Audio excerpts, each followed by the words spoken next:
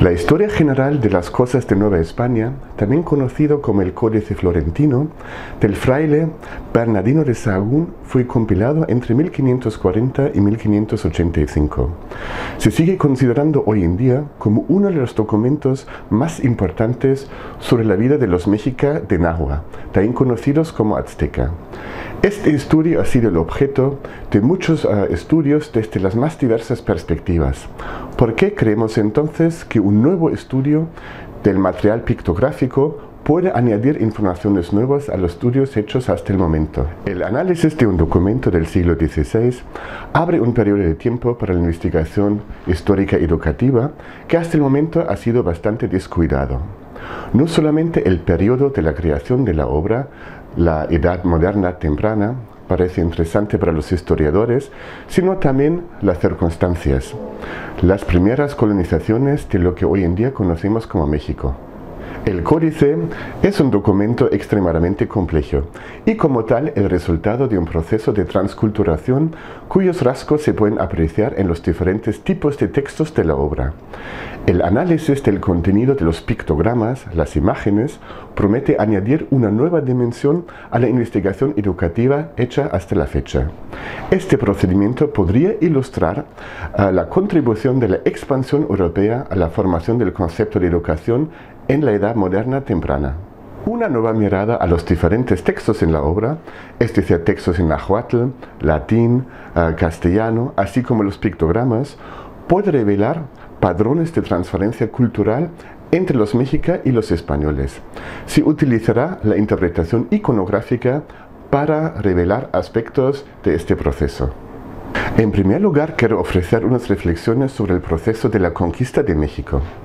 Según el historiador inglés Hugh Thomas, se trató de un choque entre dos civilizaciones que eran a la vez muy parecidas y diferentes. Las dos culturas tenían profundas creencias religiosas, la voluntad de conquistar a otros pueblos y sentían un amor por las ceremonias complejas. Los México vivían, al igual que los españoles, en un estado sofisticado con muchos centros urbanos y una división muy clara entre las diferentes clases sociales. Según estándares modernos, las dos culturas eran sofisticadas y cultas, pero a la vez muy crueles. Según un estudio de los economistas Acemoglu y Robinson, la estrategia de colonización española fue muy eficaz. Inicialmente perfeccionada por Cortés en México, se basó en la premisa de que la mejor manera de que los españoles sometieran a sus contrarios sería capturando a su líder. Esta estrategia les permitió reclamar la riqueza acumulada y obligar a los pueblos indígenas a rendir tributo y comida. El siguiente paso fue establecerse como la nueva élite de la sociedad indígena y tomar el control de los existentes métodos de impuestos, tributos y en particular trabajos forzados. Sobre el compilador de la obra, el fraile franciscano Bernardino de Sahagún, pues no tenemos muchas informaciones disponibles en lo que se refiere a su vida antes de su viaje a Nueva España en 1529. Lo más probable es que él nació en el pueblo de Sahagún, en el norte de España, en la provincia de León, en 1499.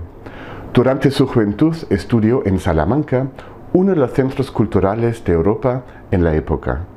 Él conoció casi seguramente los escritos de Tomás de Aquino y las obras gramaticales de Antonio de Nebrija. Sahagún se convirtió en un fraile observador de la Orden de Nuestro Seráfico Padre de San Francisco. En 1529 llegó con un grupo de frailes franciscanos a Nueva España. Todos ellos estaban listos a entrar en guerra contra el diablo y liberar a los infieles de sus malas influencias. Él empezó inmediatamente después de su llegada a recolectar material sobre la cultura de los indígenas con la intención de producir una obra para los recién llegados padres franciscanos. Sahagún aprendió rápidamente el náhuatl, el idioma local, una lengua franca como el latín en Europa. Estos conocimientos le servían para convertir a los indígenas. En 1536 se convirtió en maestro en el recién fundado Colegio de Santa Cruz, que educó a los hijos de la aristocracia indígena. El proceso de intercambio intercultural que tuvo lugar en este colegio es una de las bases de la obra que estamos analizando. En el llamado debate de Valladolid entre el fray Bartolomé de las Casas y Sepúlveda, un gramático conservador, Sahagún siempre defendió las tesis del primero, es decir, el derecho de los indígenas a la soberanía y a una cristianización pacífica.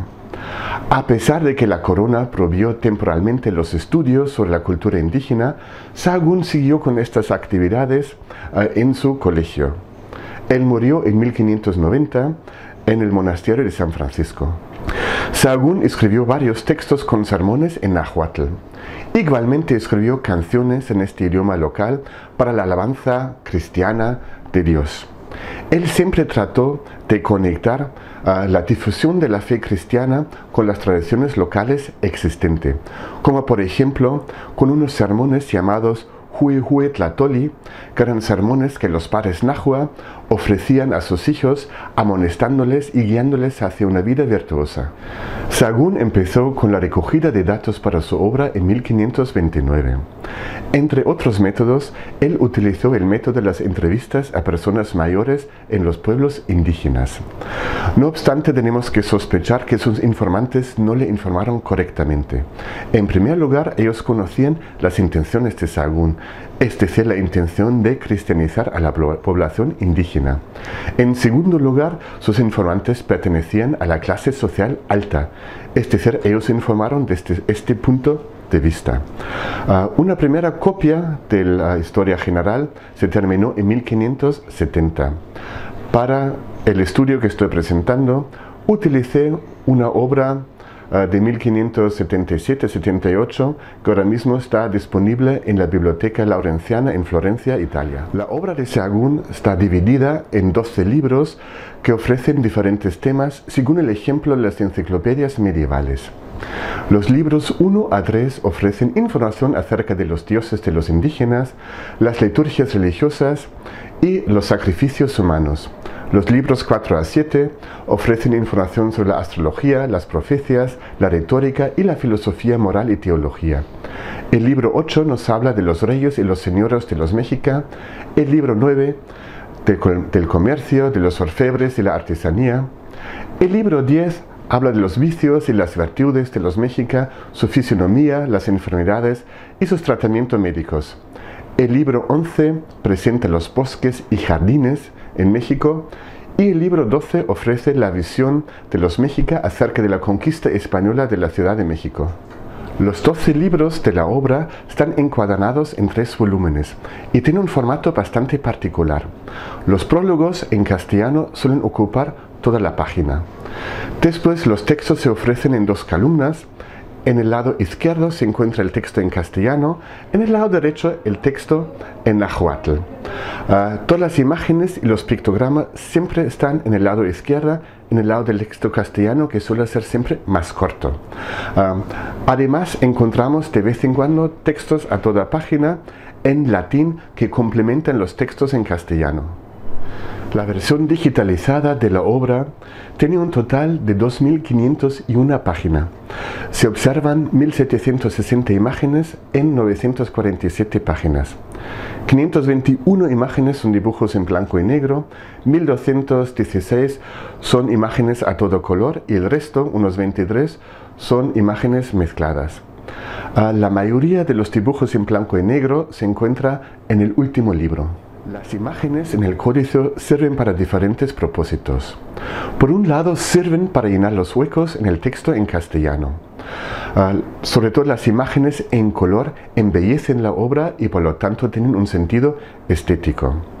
Muchas veces simplemente ilustran información contenida en el texto en el que están insertados. Por lo tanto, algunas imágenes transmiten información más que obvia, pero otras transmiten información oculta. Los motivos más frecuentes de las imágenes son animales y plantas, probablemente porque los europeos no los conocían y Sahagún quería informar a sus lectores. Después siguen representaciones relativas al trabajo y la vida cotidiana de los mexicas. Los dibujos en cuanto a la conquista ocupan el tercer lugar. imágenes relacionadas con el gobierno de la sociedad mexica, y la elección de sus señores ha sido también un tema bastante importante para Sahagún. Otro motivo importante en las imágenes del códice es la crianza y la educación de niños pequeños y también los conocimientos médicos de los mexicas.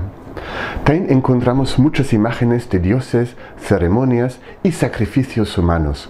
Este último motivo se debe probablemente a la intención de Sahagún de informar a los frailes franciscanos sobre estas costumbres de los indígenas y ayudarles a erradicar estas costumbres.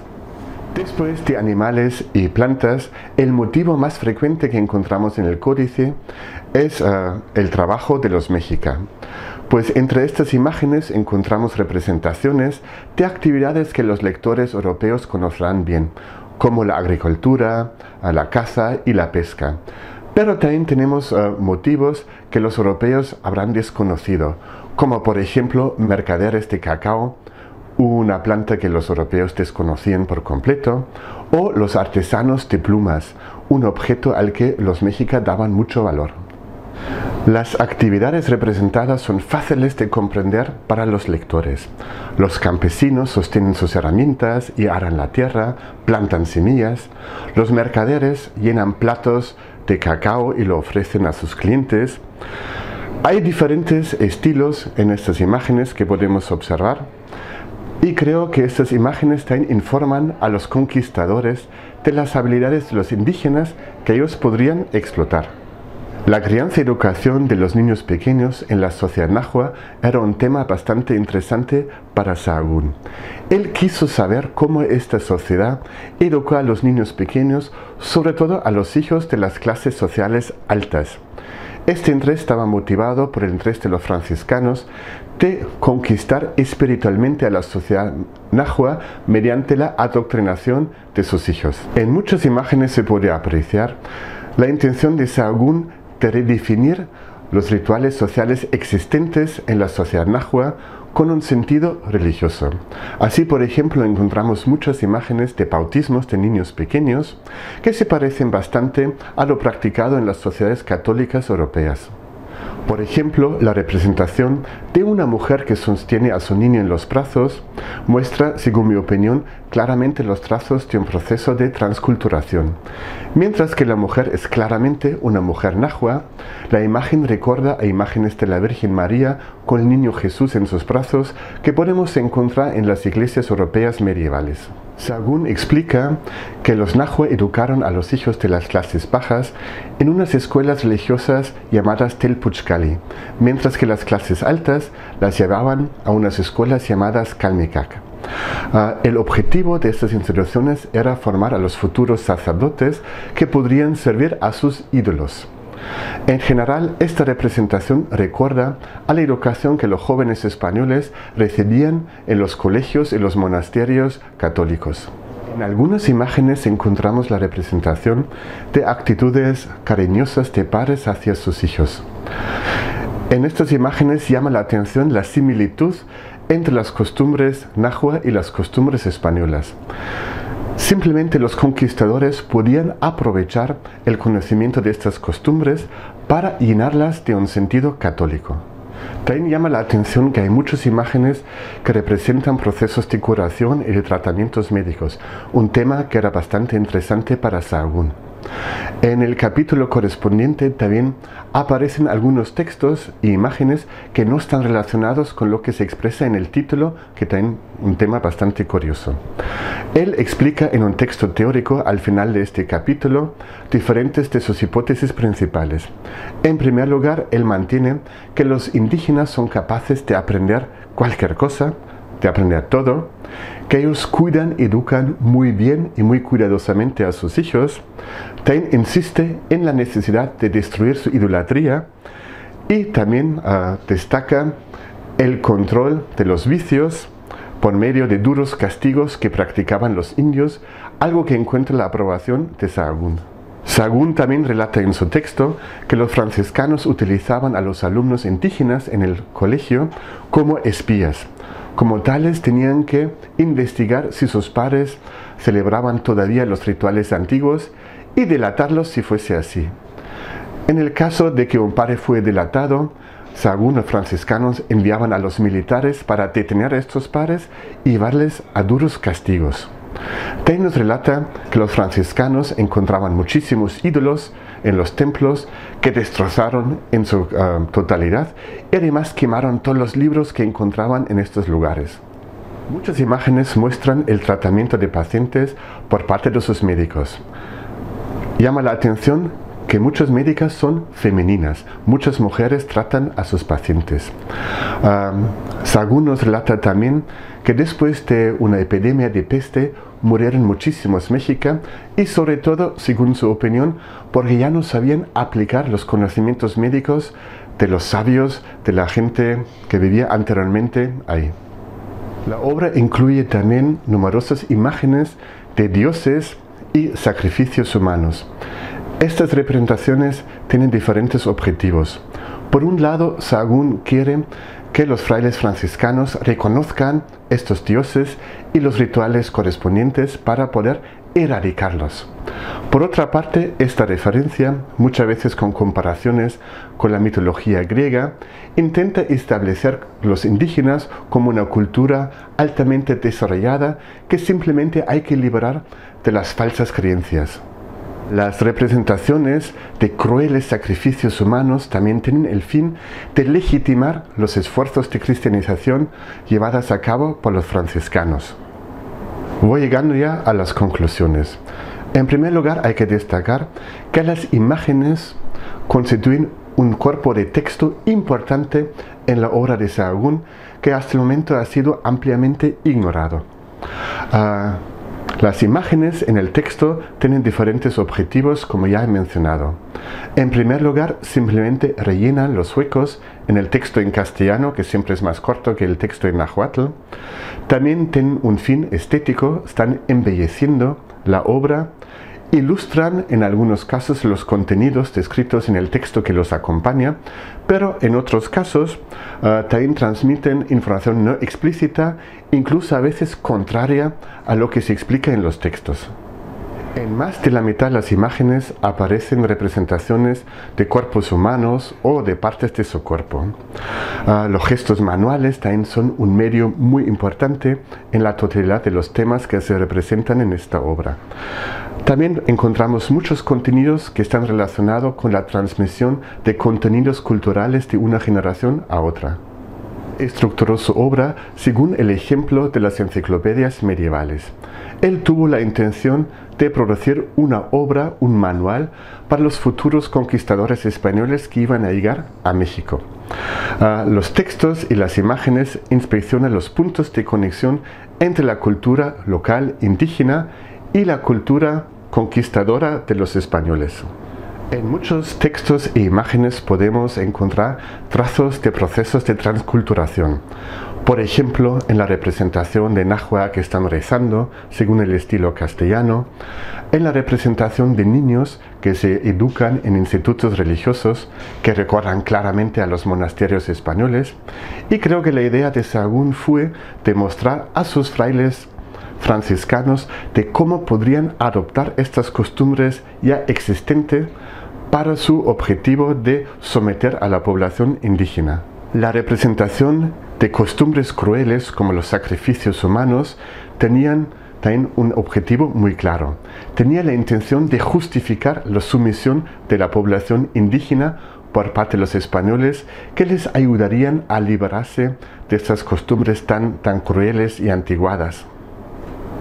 Se puede constatar que Sahagún hace de vez en cuando comentarios no despectivos sobre la cultura nahua, que menciona en términos de alabanza su complejidad, pero en el fondo no fue un etnógrafo como se le interpreta en muchos estudios. Sahagún fue sobre todo el agente de un poder político agresivo cuya intención fue la sumisión y explotación de los pueblos indígenas en América.